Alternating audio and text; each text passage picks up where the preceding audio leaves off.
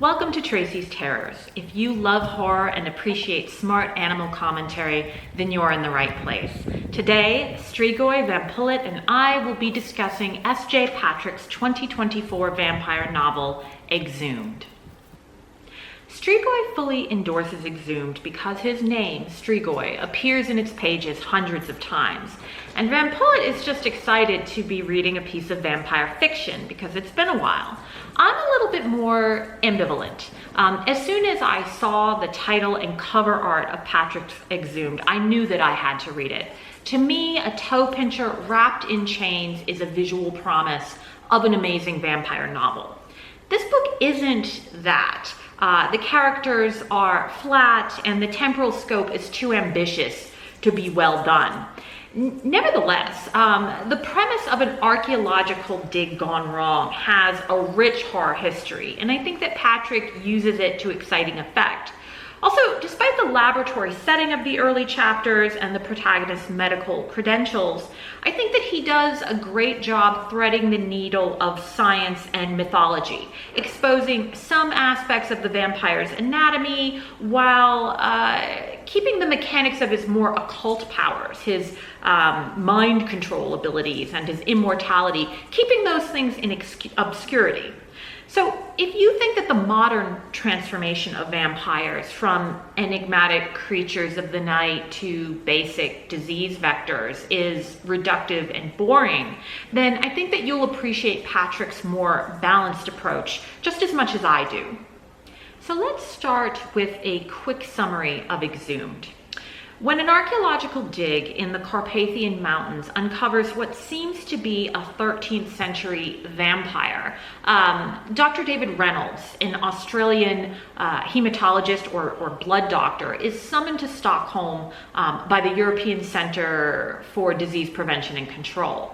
There he joins specialists from a variety of fields to study the creature and assess the potential impact of its discovery. Before long, the vampire, whose name is, and I'm going to mangle this, Senard Farkas, escapes, and in the process he accidentally infects David with his disease. David learns more about his condition and about Farkas's history from a group called the Watchers. They are descendants of the villagers who originally entombed the vampire and had ensured his continued confinement until the recent archaeological dig. Through their stories and his own budding extrasensory perception, David learns that Farkas is seeking vengeance against his first son, who was the mastermind of his entombment. And once Farkas is done with his son, he plans to destroy the Watchers and his most recent progeny, David.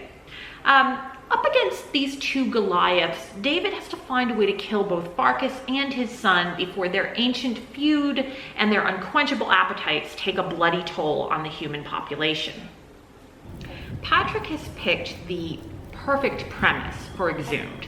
The archaeological dig that propels the novel's early chapters has a powerful horror lineage and enough untapped potential for contemporary applications.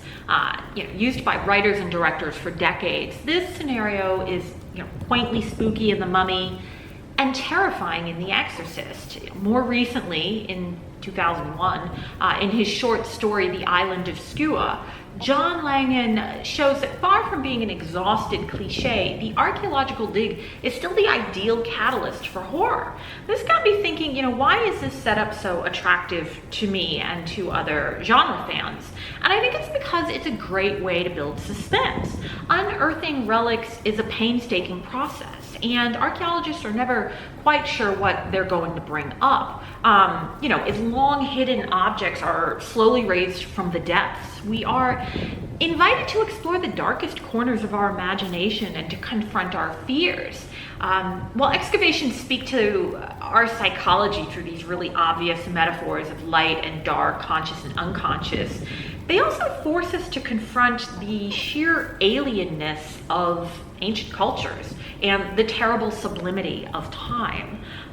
Like its predecessors, Patrick's archaeological dig introduces the modern world to something that has been out of circulation for millennia. And if there's anything that the horror archive of fiction and film has taught us, it's that this forced intersection between the past and the present can only go one way, and that's terribly wrong. Aside from using one of my favorite horror hooks, Patrick also successfully navigates what I think is one of the biggest problems with modern vampire fiction. So many current interpretations of vampirism have, as I've said, reduced it to nothing more than a virus, a biological agent that can be understood and controlled through medical means. On the one hand, I understand why we need to refurbish the myth to keep it relevant in the contemporary world, but I also think that it strips vampirism of the things that make it most compelling, those parts of the lore that speak to our desire for transcendent experience. In Exhumed, Patrick really runs the risk of demystifying vampires by placing Farkas in what is literally a center for disease control. But he skillfully manages the potential pitfalls of that plot line by following the middle path. In his hands, the vampire's body is subject to examination, but his supernatural secrets are impervious to probes and x-rays. To my surprise and my satisfaction, his supernatural secrets remain shrouded. While Exhumed has its strong points, character development isn't one of them. David, our protagonist, lacks a personal life, and he never reflects on the life that he lived before entering the ECDC. It's as if he had no colleagues, family, friends, no work projects or apartment to maintain, none of the baggage that typically accompanies adulthood and occupies our minds with worry. He's remarkably free of all past associations and fully present in a way that Eckhart Tolle could never be. While it's admirable, it is also an unconvincing representation of a human being. Now, his personality could have been fleshed out through flashbacks to his home in Sydney, but instead, most of the book's chapters are dedicated on Farkas, who, stolidly maintaining the same schematic outlook until the very end, does not reward the reader's prolonged attention with any personal growth. He has only two motivations, hunger and anger, and is about as well-rounded as a Punch and Judy character. I'm not saying he needs to be likable, but he needs to be interesting, especially because we are expected to follow him for hundreds of pages and indeed hundreds of years. Now, we follow Farkas from 363 AD to 1241, and counterintuitive though it may be, I think it's this astonishing breadth of scope that makes the vampire such a thinly drawn character. It's a truism that people are a product of their specific time and place, so by situating Farkas in a broad sketch of history covering a span of years that would be impossible as well as undesirable to portray with any level of detail, Patrick ends up with a vampire who is as flat and unreal as the events unfolding around him.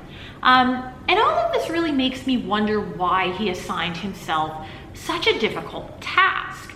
Not only is he trying to represent vast swaths of time, but he's going back to an era that, even with the most active and historically informed imagination, is virtually inaccessible from our vantage point in 2024.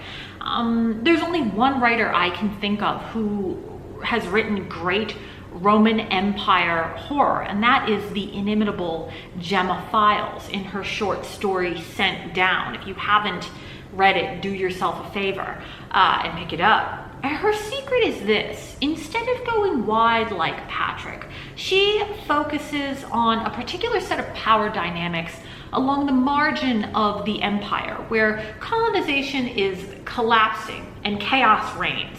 And it is in this space of political, linguistic, and religious slippage that she is able to coax forth a kind of recognizable humanity.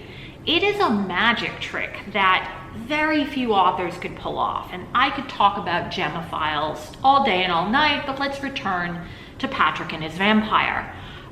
It is a brave writer who would try to portray the circumstances and interior life of someone in the Roman Empire. Farkas is not persuasive in this role, but I salute Patrick for his attempt.